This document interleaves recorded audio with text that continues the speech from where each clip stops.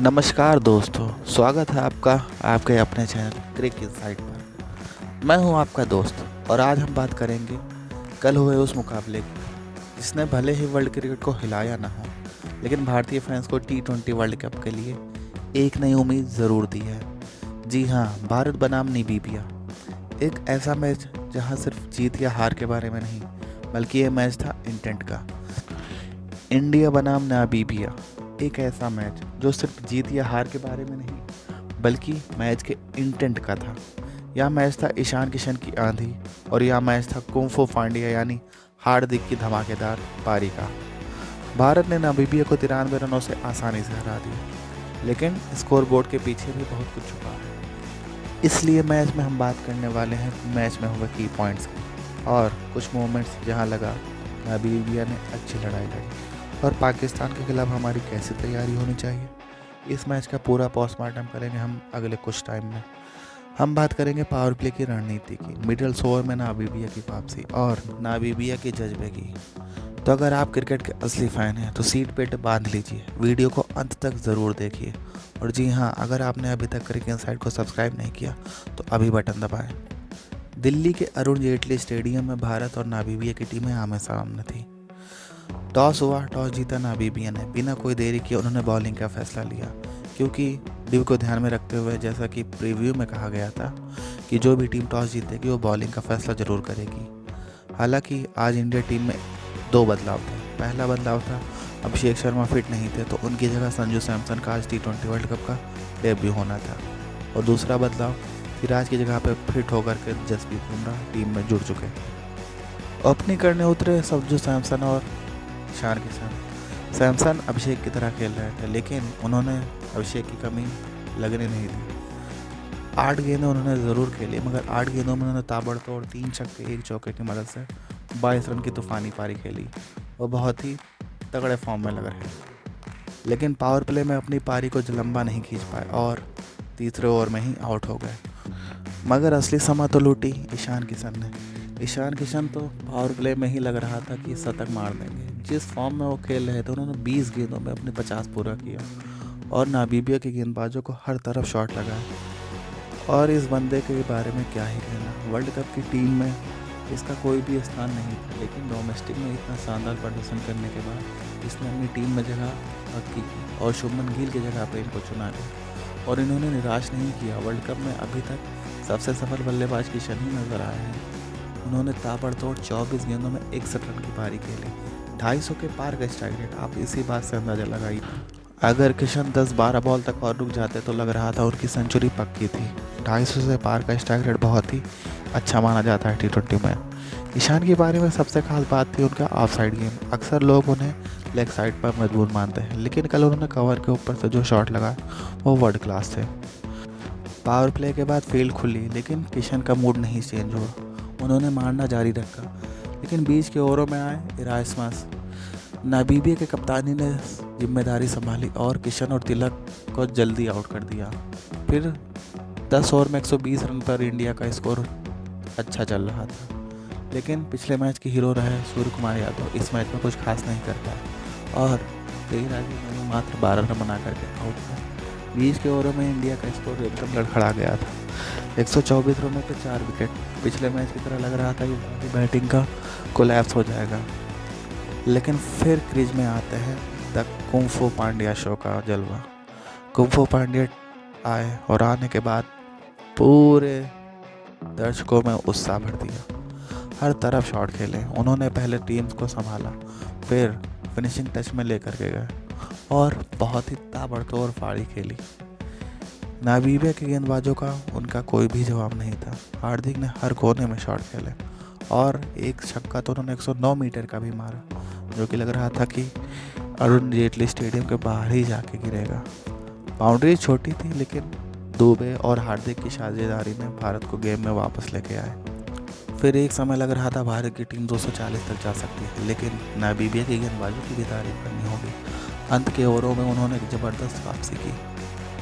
अंत के 10 ओवरों में भारत के विकेट लगातार गिरते चले गए, जिससे भारत का मोमेंटम टूट गया और वो 220 रन भी नहीं बना पाए। 209 रनों पर उनके 9 विकेट गिर गए। फिनिशिंग की बड़ी उम्मीद की इंडिया, लेकिन उनके सामने आ गए कप्तान इरास्मस, उन्होंने एक ही ओवर में 2 विकेट लेकर के भारत की पारी में ब्रेक लगा दी। भारत ने नामीबिया को 210 रनों का टारगेट दिया। भारत की बल्लेबाजी की बात करें तो पांड्या और किशन को छोड़कर अन्य बल्लेबाज बड़ी पारी नहीं खेल सके। किशन 61 रन की शानदार पारी खेली, जबकि पांड्या ने भी शानदार 50 पूरा किया। हालांकि नामीबिया के सारे गेंदबाज असरदार नहीं थे, लेकिन उनके कप्तान इरास्मस ने 4 विकेट लेकर के टीम को एक छोर पे मजबूती से बनाए रखा। अब 200 रनों का पीछा, वो भी T20 क्रिकेट में, और इस वर्ल्ड कप में तो जल्दी से चेस भी नहीं होती, तो नामीबिया के लिए चेस करना आसान नहीं था। लेकिन जैसा कि वीडियो की स्टार्टिंग में बात की इंटेंट की, उन्होंने शुरू से ही इंटेंट दिखाया और पावर प्ले का जल्दी से उपयोग किया। सर्कल के ऊपर से शॉट लगाए नामीबिया के बल्लेबाजों ने, लेकिन ये पहाड़ जैसा स्कोर था। पावर प्ले में भी उनका मोमेंटम अच्छा था और अर्शदीप के ओवर में 24 रन कोट करके लग रहा था कि नामीबिया की टीम यहाँ उलटफेर कर सकती है। लेकिन फिर आते हैं मिस्ट्री स्पिनर वरुण चक्रवर्ती। उन्होंने तो गेम को एक साइड कर दिया। उन्होंने अपनी पारी की पहली ही गेंद पर विकेट लिया और इसके बाद तो वो रुके ही नहीं। उन्होंने इतनी टाइट बॉलिंग की कि नामीबिया के बल्लेबाजों को कुछ अल्ले पल्ले पड़ ही नहीं रहा था कि उनको कैसे निकालें। इसलिए नहीं इनको मिस्ट्री स्पिनर कहा जाता है। उन्होंने बहुत ही दिमागी और समझदारी से बॉलिंग करते हुए नामीबिया के बल्लेबाजों को ना रन लेने दिया और विकेट भी लेते रहे, जिससे क्या हुआ कि नामीबिया की टीम का मोमेंटम टूट गया और नामीबिया की टीम लड़खड़ाते हुए मात्र 116 रनों पर निपट गई। उन्होंने 4 ओवर में सिर्फ 7 रन दिए और 3 ज़रूरी विकेट लिए। T20 में ऐसे आंकड़े सोने पे सुहागा होता है। उनकी गेंदें टर्न भी हो रही थी, स्किड भी कर रही थी। नामीबिया के बल्लेबाज उनके हाथ से गेंद को पढ़ ही नहीं पा रहे थे। हार्दिक पांड्या ने गेंदबाजी में भी योगदान दिया और 2 विकेट लिए, जिससे ये साबित होता है कि एक ऑलराउंडर के तौर पे वो टीम के लिए कितने ज़रूरी हैं। बुमराह ने वापसी की और 4 ओवर में 20 रन दे करके 1 विकेट भी लिया। हालांकि इरास्मस जब आए तो उन्होंने बल्ले से भी लड़ाई लड़ी और एक ही ओवर में अक्षर पटेल के 2 छक्के जड़े, लेकिन वो अक्षर पटेल का ही शिकार बने और आउट हो गए। उनके आउट होने के बाद नामीबिया कहीं गेम में थी ही नहीं और भारत ने यह मैच 93 रनों से जीत लिया। अब भारत इस जीत के साथ अपने ग्रुप में टॉप पर आ चुका है। अब उनका अगला मैच है पाकिस्तान के खिलाफ, जो कि महामुकाबला है। कोलंबो जाने के लिए इंडिया टीम कल निकल जाएगी और 15 तारीख के मैच के लिए रेडी हो जाएगी। हालांकि इस मैच पर बारिश की भी संभावना है। इस मैच का हम प्रीव्यू लेकर के आपसे जल्द मिलेंगे।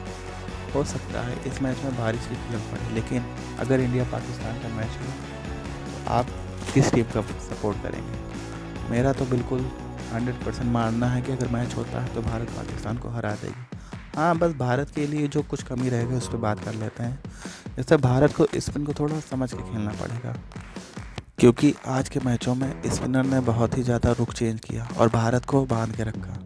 और पाकिस्तान के पास 3 क्वालिटी स्पिनर हैं, तो उनके ऊपर चार्ज करना पड़ेगा। अदरवाइज़ ये मैच बहुत काटे का तो है, लेकिन भारत को संभल के खेलना पड़ेगा और देखना पड़ेगा कि उनके स्पिनर उस्मान तारिक उनको कैसे टैकल करना है, क्योंकि वो बॉलिंग करते करते रुक भी जाते हैं। लेकिन भारत के लिए सबसे अच्छी खबर यह है कि उनका पूरा middle order, top order, spin विभाग सब तीखा लग रहा है। वर्ल्ड कप के लिए ये एक कॉन्फिडेंस बूस्टर का काम करेगा। और अगर मुझे लगता है इस टीम में कोई सबसे अच्छी स्पिन खेल सकता है तो वो है तिलक वर्मा और धाकड़ दुबे अगर उस्मान तारिक को अपने हाथ चढ़ा लेते हैं तो पाकिस्तान कहीं भी इस मैच में नहीं आ सकता। तो दोस्तों, ये था हमारा पूरा लेखा जोखा कल के मैच का। एक तरफा जीत, लेकिन कई सकारात्मक पहलू। आपको क्या लगता है, क्या हार्दिक पांड्या की ये फॉर्म वर्ल्ड कप की ट्रॉफी भारत को दिला पाएगी या फिर वरुण चक्रवर्ती असली एक्स फैक्टर साबित होंगे? अपनी राय कमेंट में नीचे ज़रूर बताएं।